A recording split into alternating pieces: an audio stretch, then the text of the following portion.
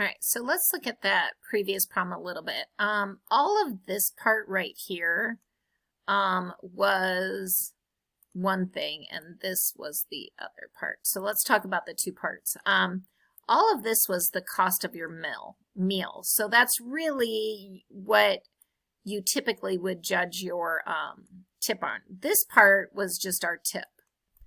And they had to add up to $20. So notice if this is $4 over here for the tip, this part right here had to be 16 to add up to the 20. And so usually when you do tips, it's a percent. It's not just a flat amount. And so remember to use a percent, you multiply. So I think what they did there, 20% of 20 bucks, the friend is just saying, fine, that's $4. But the problem is they're tipping on the $20 bill that you have. They weren't really tipping on the meal. And usually when you do a percent, you would do it on the actual cost of the item. So you would multiply that. So the question is really, what percent tip did you really give? Well, to use a percent, remember you always multiply going forward. To find a percent, you always divide. So I'm going to take that $4 tip, divide by that $16 actual, the bill that it should have been. And again, you always divide and multiply by 100 to create a percent. So that is actually a 25% tip. So not a 20% tip, but actually you left a 25% tip, which the server is probably not going to complain about, but probably maybe wasn't what you intended. All right, go ahead and try number 5. See how you would do a tip probably in real life. See how number 5 goes. And I will pause here to give you some time to work. All right, so let me grab a pen here and we'll start seeing what we can come up with. There we go. All right, so let's see. In real life, what we have? We had drink, we had dipping sauce, we had some wings. And then all of that in real life, we would tip on all of that. It's supposed to be a 0 there. That's supposed to be a 5. So if I want 20% tip, I want to pay for all of the meal, but I also want to pay for my tip. So I really am going to pay 120% of, the cost of the bill. And that should equal my $20. Okay. Now at this point, if you want to, you could maybe combine some like terms here. So I know I spent $6.50 on the drink and the dipping sauce. And again, I'm not sure how many wings I can afford to buy. And there's my equation. All right, so what I want you to do is there's actually a couple ways that you can solve this. So kind of think about what makes sense to your brain. Go ahead and solve it and then see how many wings you think we can buy. And then I will come back and we'll go through that together. All right. So I'm going to write the equation here and then we'll solve it. So see what we had. So we had what? 1.2 and then we had what? 650 and then we had our wings and we had $20. Okay. So one thing you could do is you could use the distributive property. So you could be like, well, I'm going to distribute that tip to both of them. So if you multiply that times that, this times this, you get what? $7.80. So that would be $7.80 would be the tip built in with the dipping sauce and the drink. And then you could do the same to the wings. They would be 30 cents with the tip built in. And again, the 0 is optional. You don't need to do that.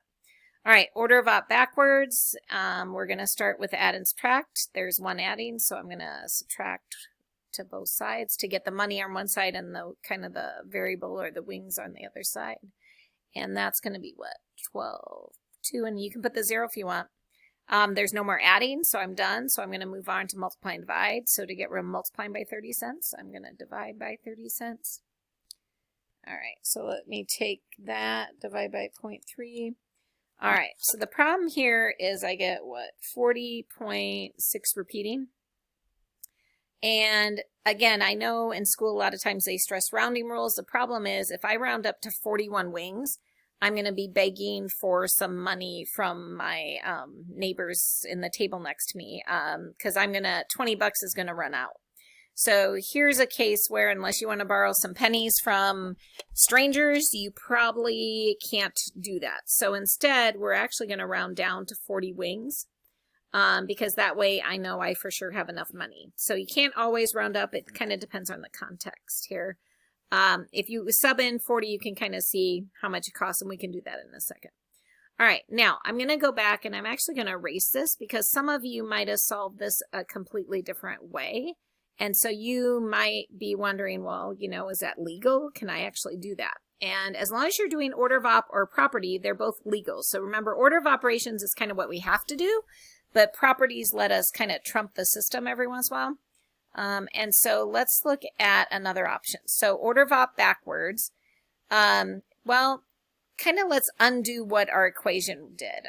Normally we would add first, but I can't and stuff like that. But if you think about, like, if when you go to work, you go south and then east, to go home from work, you would have to go what? West and north. So what is the last thing I did? The last thing I did was multiply by 1.2. So to undo the order in which I did this problem, I could legally divide by that and undo. Basically, by doing that, you are undoing your tip. So you're kind of doing the reverse process here. So I have $6.50 plus 25-cent wings.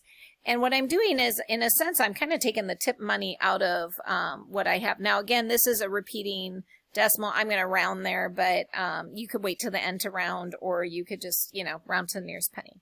So I could, again, like kind of like reverse the process. And so to get rid of multiplying, I could divide. And then to get rid of adding, I could subtract.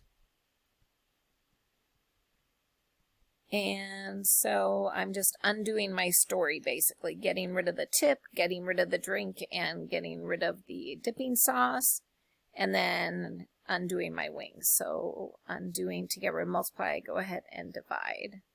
So divide by, what is that, 0.25? And again, I still get my repeating decimal. That's not going to change. And I'm still going to round down to 40 wings. All right. So again, if you think about, like, if you mail a letter, what are the processes you do? Well, in real life, you know, maybe you write your letter and you put it in an envelope. So maybe you fold it, put it in your envelope. Okay. And then maybe you seal it. Okay. And so if you wanted to open that back up, you know, how would you undo that? Well, you know, you're kind of going backwards, but you have to do the opposite thing. So instead of sealing it, you'd have to open it. Instead of putting it in the envelope, you'd have to take it out of the envelope. Sorry, I can't speak. And then instead of folding it, you'd have to unfold it so that you could read it. And so that's kind of what we're doing with equations. You can either do order of op backwards, or you can undo the process that you did and see how that works there. All right, let's pause here. Go ahead and try the next one. Oh, you should check your answer. Sorry, let's go ahead. Plug in the answer of 40 and see how much money we actually spent. And then I will come back and we'll see if we agree.